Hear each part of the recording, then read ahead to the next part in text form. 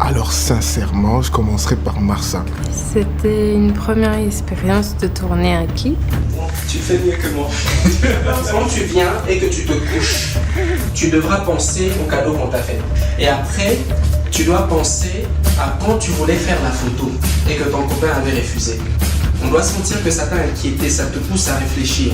Le sommeil va commencer à t'emporter. C'est là que tu vas te dire, je réfléchis peut-être trop, je vais m'endormir.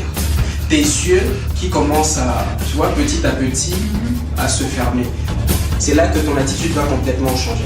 Parce que à partir de ce moment-là, on passe de la réalité au rêve. Il faut que dans ton attitude, on laisse des indices. On a eu à me donner des directives de comment faut faire, comment faut marcher et tout. Enfin, c'est un rôle normal parce que c'est un peu comme ça que je suis dans la vraie vie, mais je sors pas avec les sorciers. Nathan, bien sûr, numéro 2. Je dirais que le numéro 3, ça serait la maman. Ouais. La manière dont elle priait, et d'ailleurs ça c'est un détail. Dans le clip, quand vous l'avez vu prier, elle priait et elle a commencé à prier pour de vrai. On a même voulu aller loin dans la réalisation, on a voulu créer des similitudes entre la maman et la fille. Si tu regardes bien sa manière de lever les yeux pour regarder le professeur au moment où elle veut se décider si elle doit quitter l'auditoire ou pas, c'est exactement de la même façon que sa maman lève les yeux pour regarder la montre. Nous voulions illustrer une maman calme, qui parle peu, qui observe beaucoup.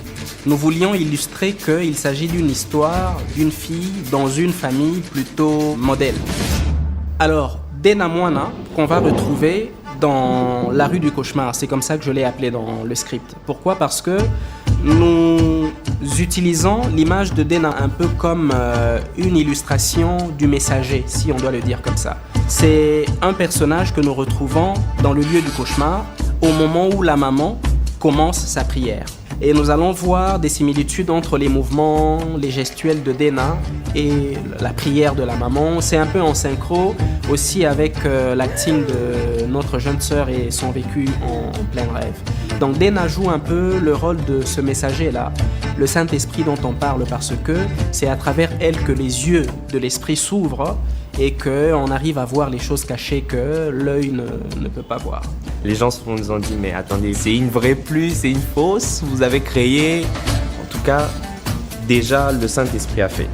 Il a agi. C'est bizarre, mais à chaque fois qu'on fait un truc lié au Saint-Esprit, il y a toujours, ça touche.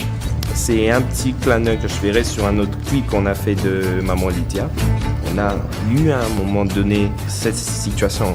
On avait voulu ça dans notre script. On ne savait pas comment, mais en plein tournage, on l'a obtenu.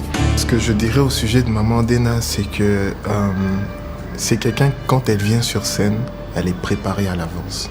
Ça, c'est quelque chose qui me touche beaucoup. Quand je la vois venir, elle est joviale, elle est toujours ouverte, elle parle, elle rit avec tout le monde. Mais quand on dit qu'on commence dans 5 minutes, elle rentre en fait dans son personnage et elle rentre même dans le fond de la chanson. Elle sait s'amuser, elle sait rire, elle sait être bien, mais quand on commence à travailler, tu sens qu'elle est dans l'élément. Et ça, c'est une qualité. Il fallait que l'histoire à raconter ait un lien avec les faits de société actuels. C'est pas au hasard que nous avons choisi subtilement de faire mention d'un billet pour Dubaï et d'un iPhone. On ne voulait pas que raconter l'histoire, on voulait surtout édifier. En regardant le film, que l'on se remette un peu en question, qu'on se dise tiens, c'est ce qui m'est arrivé, c'est ce qui pourrait m'arriver, vous voyez. C'est un prénom qui nous est arrivé comme ça. Ça pouvait être Isma, Swaga. Ça pouvait être El George. Nous avons choisi Jimmy. Voilà. Le maquillage, c'est comme tu le sens. Ça vient en fonction de comment la personne est habillée, les couleurs qu'elle a mises, les choses sur son visage que tu veux mettre en valeur. Il y a de ces visages qui te parlent. Et c'est sur base de ça que tu apportes juste la touche qu'il faut. Mais c'est toujours un challenge à chaque fois. Parce que tu dois toujours apporter une nouvelle touche. En fait, il faut toujours se réinventer. C'est ce qui fait partie de l'art. L'art, c'est spontané. L'art, ça vient comme ça. Le maquillage que j'ai fait sur Marsa, le reproduire une prochaine fois, ça sera peut-être d'une autre manière, peut-être avec un peu plus ou avec un peu moins. Et quand tu vois les résultats après, tu te dis, ah, ça fait plaisir d'avoir participé.